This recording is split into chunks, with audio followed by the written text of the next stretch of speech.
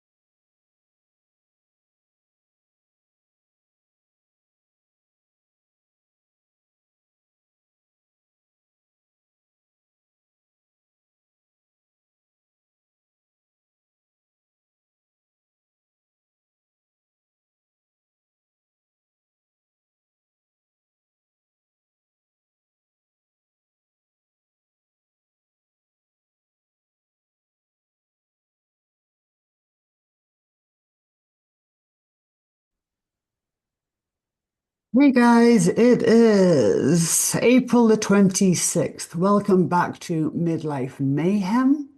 And today we're going to talk about the gut microbiome, specifically with regards to body composition and body weight. So we're going to talk about gut bacteria and how it can either help you lose weight or make sure you rebound harder and faster than you ever imagined.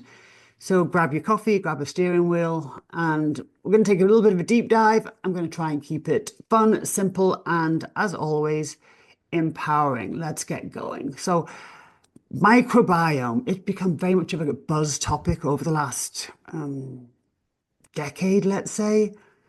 I don't think anybody can deny having heard about gut health, although if you ask most people why it's important, they'll say, oh, digestion, moods. Why is it important? I don't really know. So let's take a bit of a deep dive. Like, why would you know, huh? Anyway, so when we talk about the gut microbiome, this is a massive community of about 100 trillion microorganisms living inside your intestine. Think of them like a gut army. So these microbes, they help control digestion, inflammation, metabolism, even cravings. They also communicate with your brain through something called the gut-brain axis. We have, 100 trillion microorganisms. That's greater than the number of human cells we have. So kind of important. The gut microbiome, it acts almost like an organ of its own. Indeed, scientists often call it the forgotten organ because of how critical it is to everything from mood, metabolism to our immune function. Pretty crazy, right? So, again, for this podcast, we're going to talk about it with regards to um, gut bacteria and our weight. And this is where it gets kind of crazy. Certain types of bacteria are more common in lean people, and other types of bacteria are more common in people who are overweight or obese. There was a landmark study published in Nature, the publication Nature, in 2006, so we're already going back almost 20 years, that showed that mice given gut bacteria from obese mice gained fat even without eating more calories. So our gut bacteria can literally decide how easily we store fat, even if we're not eating more calories. So what's the difference between, the bacteria for lean people and the bacteria found in heavier people? Well, the people struggling with weight all often have more firmicutes, firmicutes, and less bacteriotides. So firmicutes are sneaky. Firmicutes, they are really good at pulling extra calories out of food. Imagine two people eating the same muffin. One of them might actually pull out and store 20% more calories just because of this gut bacteria. And this is one reason why traditional calorie counting often misses the bigger picture. And I know some heavier people have definitely complained, often to deaf ears, about how they are different, how they're eating really well, how they're storing more fat even though they're not eating so much. And this could absolutely be the case because they have more of these firmicutes, which is a bacteria that helps us, not helps, but causes us to store maybe 20% more of the calories as fat. So when you lose weight, your gut microbiome shifts, but it doesn't always shift the way you want it to. So there's an amazing study again published in Nature 10 years later. So this is 2016, I'm going to say, that showed that after weight loss, mice microbiomes remembered being obese. This is crazy.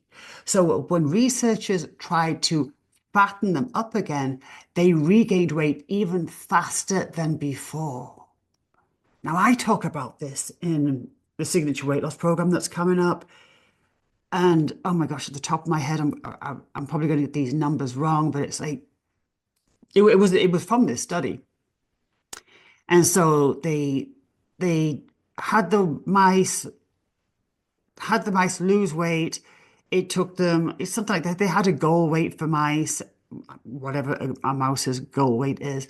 And it took them something like 10 days to hit their goal weight.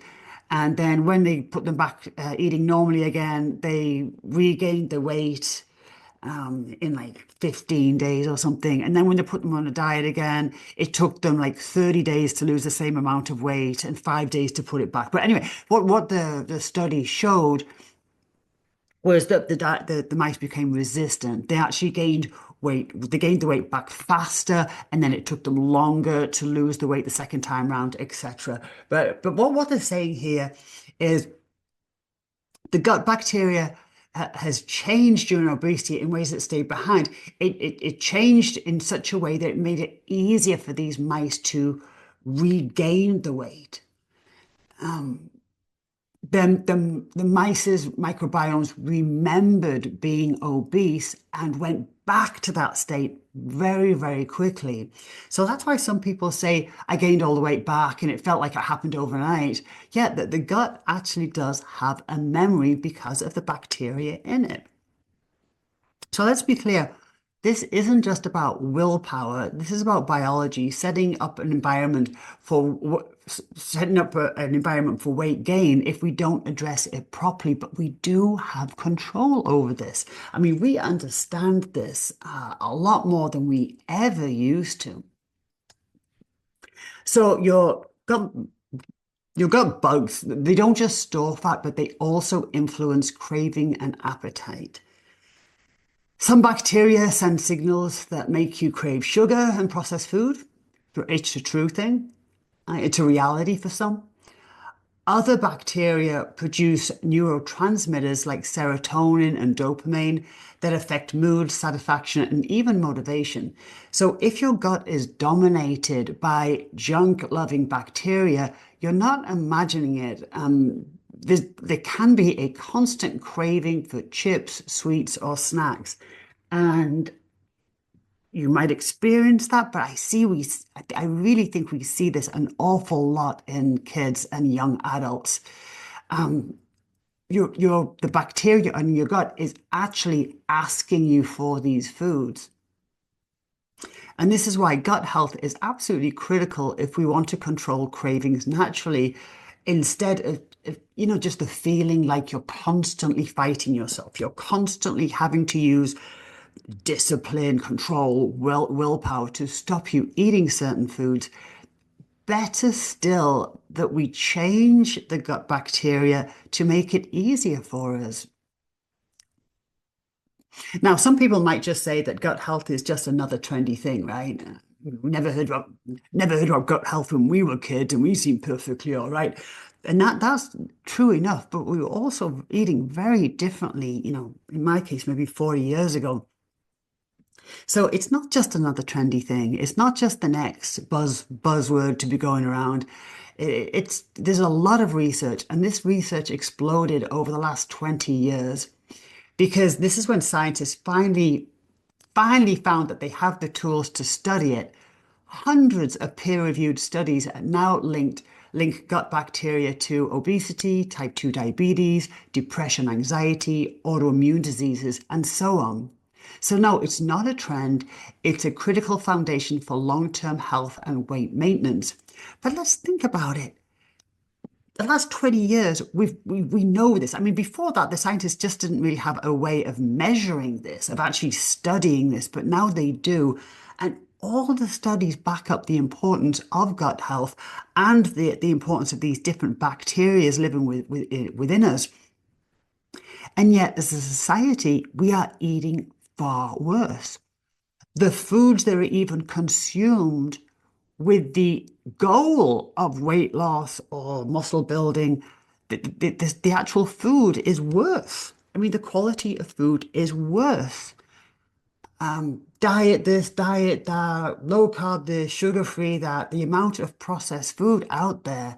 So we have this information now, and yet the food that we're consuming is worse, even if we have body composition goals. So now the good news. One second, let me just get a drink.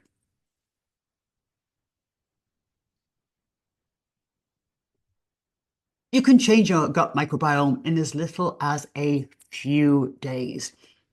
No joke. Some of the bacteria in your gut lives for a few hours, days. I mean, you can destroy your gut microbiome in a bad weekend, but you can also improve it in as little as a few days. This is the right food and the right habits. So what do we have to do? So first, we have to eat more fiber-rich foods. Things, think berries, broccoli, greens, oats, beans, things like that. What is it with fiber?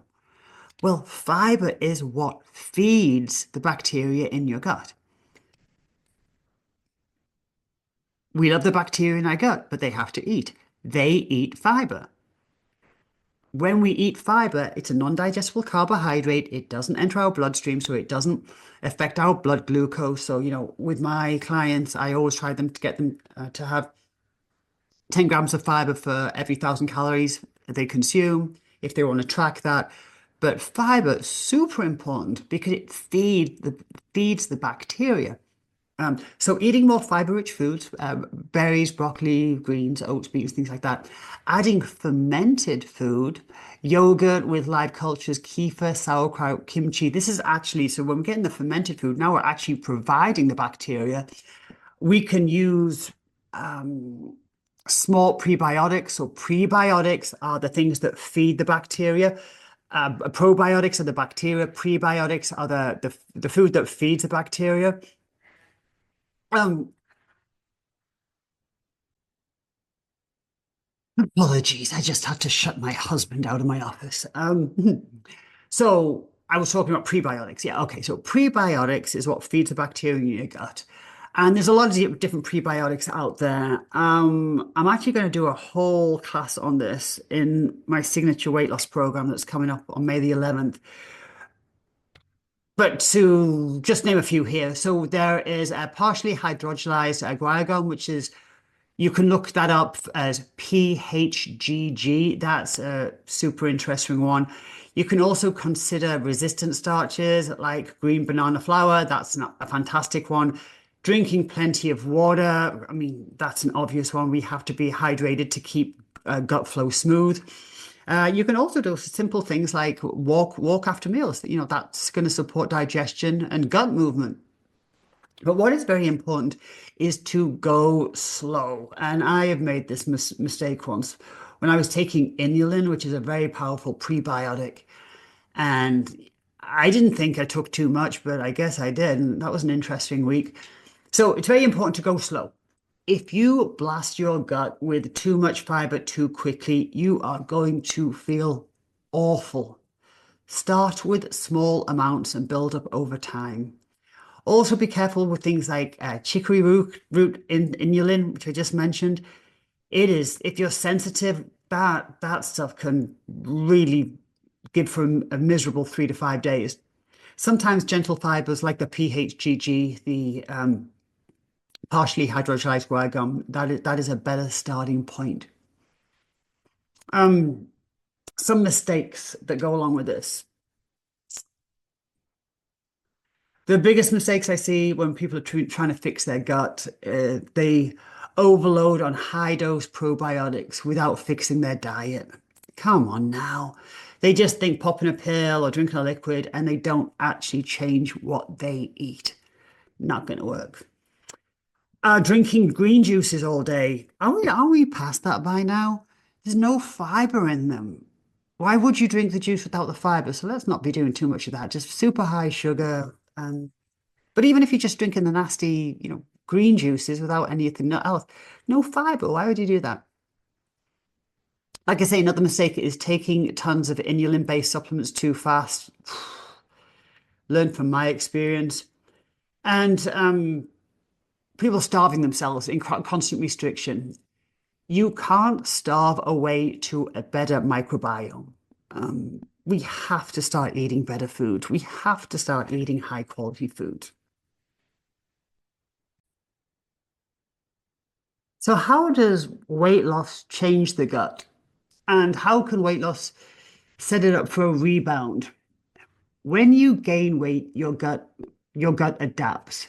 It promotes bacteria that make you better at storing fat. It also increases or encourages low-grade inflammation that makes insulin resistance worse. Now, when you lose weight, your gut community shifts towards a leaner profile temporarily. But if you relapse into old eating habits, your gut will quickly remember its obesity promoting state and it will accelerate the fat regain because it remembers and because of those fat storing bacteria.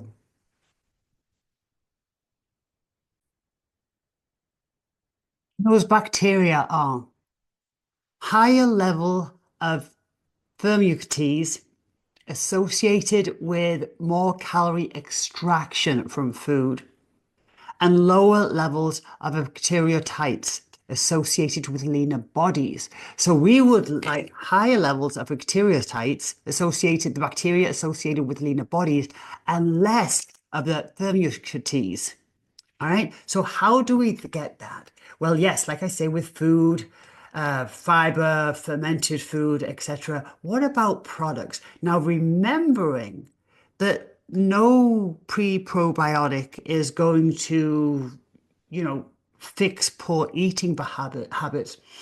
But what would be what would be the best product if you want to boost your gut bacteria in favor of fat burning, satiation, stable metabolism, reduced cravings and things like that? Well, the first one I mentioned was PHGG. So that's partially hydrogenized guar gum. And that's probably the best place to start. It is extremely well tolerated. So there's a low risk of gas bloating compared to things like inulin and chicory root.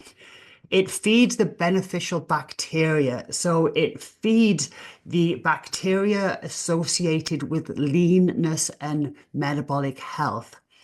So PHGG also strengthens the gut lining, and which in turn helps reduce inflammation. It improves satiety and it helps stabilize blood sugar. So those were both going to help with appetite regulation. It's water soluble, easy to mix. You can put it in your smoothie, in your coffee, in your yogurt. Really hasn't got much taste. And it is also, the studies say it improves constipation and diarrhea, and it does that by normalizing bowel function. What other what other products are pretty good? Well, there's I'll talk today. Green banana resistant starch. Really good for athletes, actually, this one. And it feeds the butyrate producing bacteria, which is really great for colon health. So that's kind of a nice one. I mentioned the inulin or the chicory root. It's a very strong prebiotic. So it's awesome, but you gotta go slow on that one. It can cause gas bloating. I know some people that have gone gung ho into gut health and they've chowed down on the inulin, and the side effects have been so distressing that it just turned them off doing anything at all. So absolutely great, but if I were you, I'd probably start with a PHGG for a little while, and then maybe move on to inulin if you tolerate that well. And again, there's going to be a whole protocol in the Signature Weight Loss Program, whole PDF, a whole Zoom on it.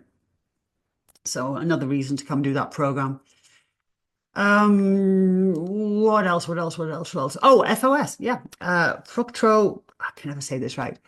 Oligosaccharides. Fructo oligosaccharides. So oligosaccharides are just long chain carbohydrates. So this is really good for the bifidobacteria growth. So super interesting. And again, probably in small doses. As this very simple strategy for gut repair. maybe start with a PHGG, maybe a small amount, like 5 grams daily, something like that. And combine that with real food fiber. So again, maybe 15 grams of fiber for every 1,000 calories that you eat. Vegetables, berries, beans, oats, avocados are very high in fiber. Add fermented food, 3 to 5 times a week. Sauerkraut, kefir, things like this. Um, that's where I would start. After that, there's we can expand on it, and I won't take up this podcast talking about it. But what brands would I use? So Sun Fiber is a great product.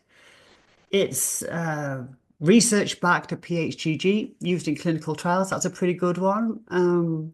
There's also a company called Tomorrow's Nutrition. That's a pretty good one. You can buy it on Amazon, or Just Thrive. So Sun Fiber, Tomorrow's Nutrition, or Just Thrive. These are all really great products that contain the PHGG, which is for me a great way to start.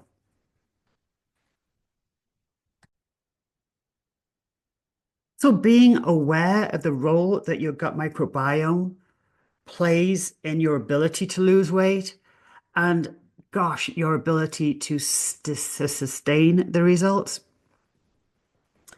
Using food first to reduce inflammation, and eating enough fiber and supporting that with a good supplement like the PHGG and fermented food. And now consider, pretty simple, right? But now consider what most people's experience is going to be. So those people trying to lose weight eating poor quality food and highly processed food, so the macros look right, but products crap. Why is that processed food so bad? Well, one of the reasons that processed food is so bad is it's usually high in sugar, right? This makes it taste good. But even if it's not high in sugar, it's always low in fiber. And it's low in fiber because that fiber is going to go rancid over time. So it has to be low in fiber. So when people are eating everything out of packet and looking at the labels and like, oh, the macros work, and I see it on my app, they track their macros and they're just eating terrible quality food. These people are going to just struggle. They're going to rely on willpower and discipline and micromanaging it's just not that hard, but there is no option. You have to get away from that processed food.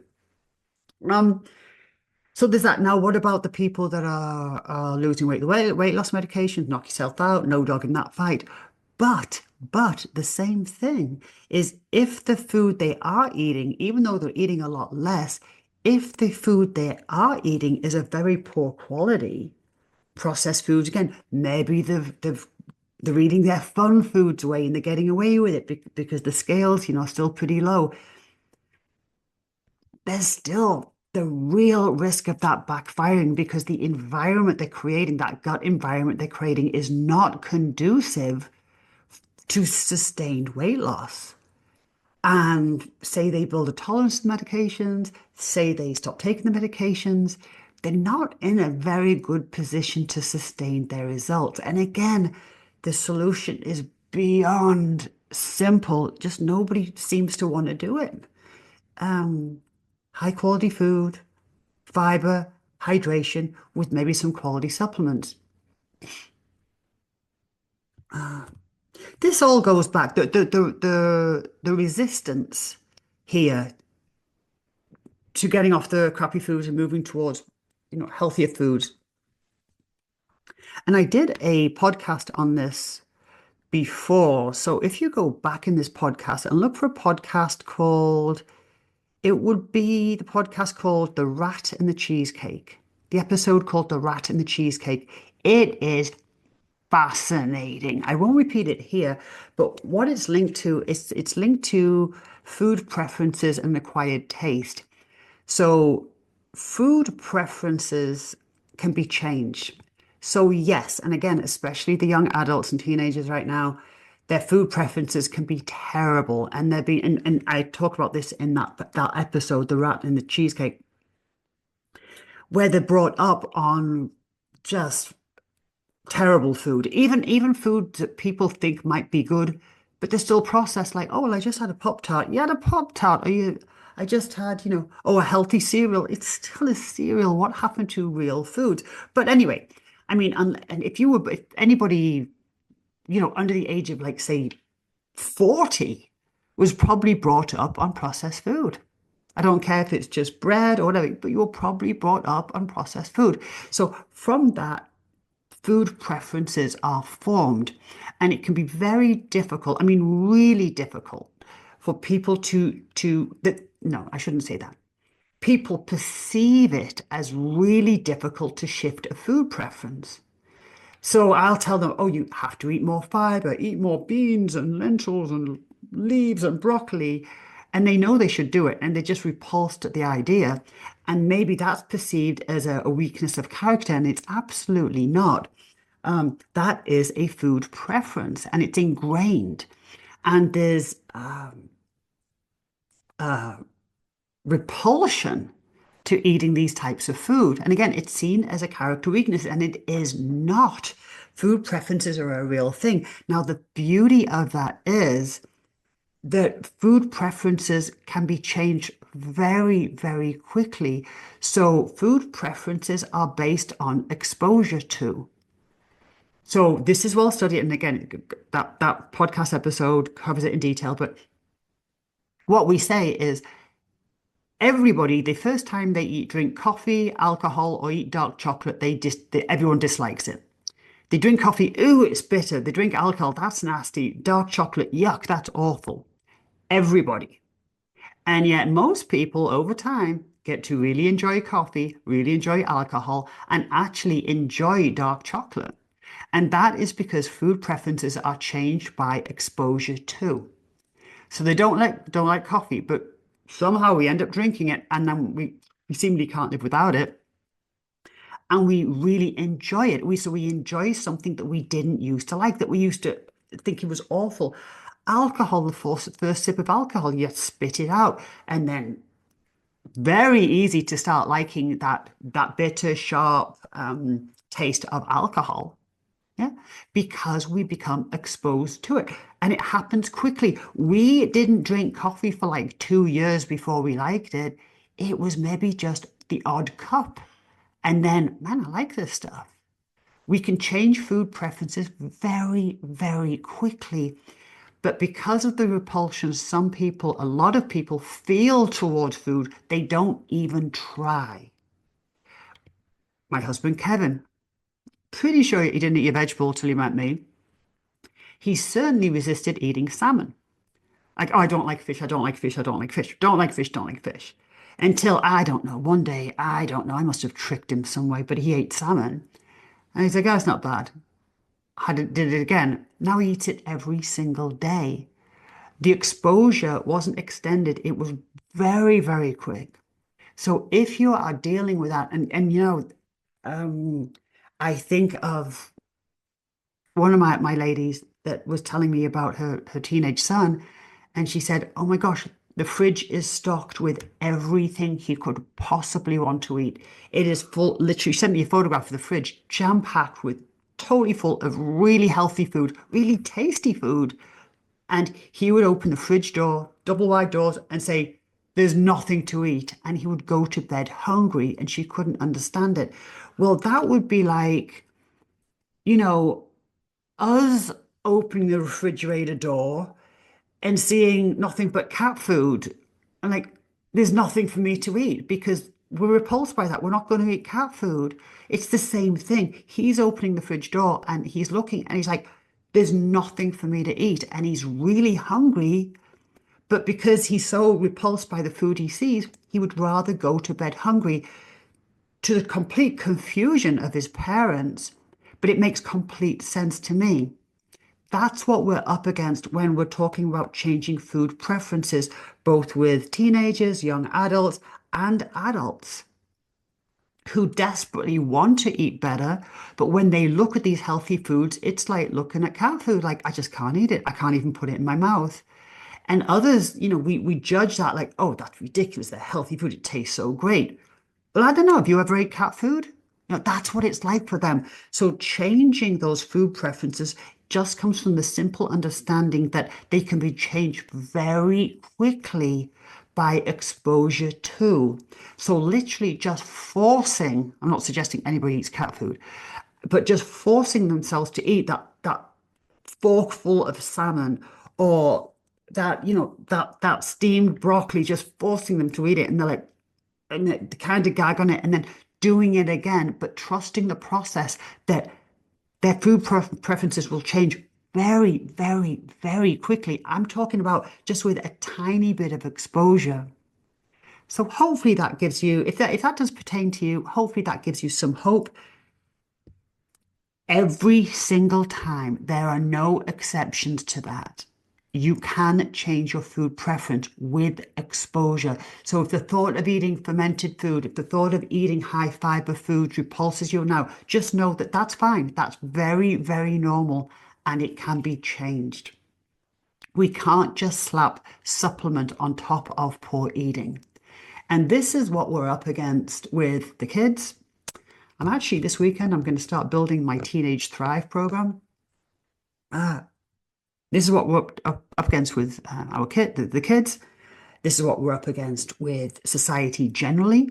And this is what we're up against with the body composition industry, whether it's muscle building or weight loss.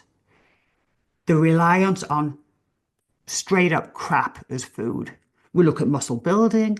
Oh, the shake, the bars, I'm not even going to say it because, I've got friends and colleagues that, anyway, but, not good food. But they're using these foods to reach a body composition goals, weight loss, all these poor quality foods with the right macros, and they're using that to lose weight, and it'll work, but it's going to work temporarily. To go full circle, the gut remembers if you are fat. The gut has that bacteria if you are fat. We have to promote and sustain the correct environment in our gut to allow for weight loss and or muscle gain, but more importantly, to sustain the results. Hope that made sense. 21-day signature weight loss program. It's coming up May the 11th to the 31st. At the very least, click the link 21daysignature.com. If you've done this program before, it's different this time. 2025, all my programs now have a content platform. So there's loads of pre-recorded content, loads. Gosh, I can't even tell you how long it took me to build that for all my programs. But also new for this program, I'm going to talk in depth about this subject and the products. There's 3 products I use, and there's a gut protocol I'm going to explain and go about. I want to talk about mitochondria. So that's another buzzword that's going around. Mitochondrial health, cellular health. Most people can tell me that, but they don't actually know what it is, how it impacts their ability to change their body composition, why some people are just straight up tired all the time. That's linked to mitochondrial health. So I usually save that for the midlife program, but I'm going to do it in the signature program. And then I'm also going to talk about, what's the third one? I'm going to talk about, blood work, of course. How to read your blood work for body composition. In America, we pay good money to get our blood work done. Even with insurance, we pay good money to get the blood work done. And then we don't understand it. We'll go to a doctor and just, oh, well, that's green, that's yellow, that's red. Well, in the program, we're going to talk about that because, just because it says green and you're normal is not optimal. Normal just means you're not diseased yet. So we're going to talk about the difference between normal readings and what optimal actually is, and what to look for. Just the basics, what to look for in your blood work with regards to health and with regards to body composition, so that when you do speak to your doctor, you can have an educated discussion with them. I'm sure they'd like that. So that's coming up May the 11th to the 31st, 21daysignature.com. Excited to coach that program. Yes, it starts on Mothering Sunday, but it's only 1 hour in the morning, and it doesn't even matter if you miss it because everything is recorded. So what is the summary of today's podcast? I hope I was clear on this one. Gut health, the bacteria in your gut, is responsible for everything from mood, cravings, whether you store energy as fat or use it as energy, whether you move towards a lean body or whether your body remembers and sustains the fat storing environment, which is created with poor eating habits, processed foods, inflammation, etc. It is very easy and very quick to change that environment and to sustain that environment. And if you do so, then you can enjoy the results that, that last, and not just the results that, last a season or so temporary. I hope that helps.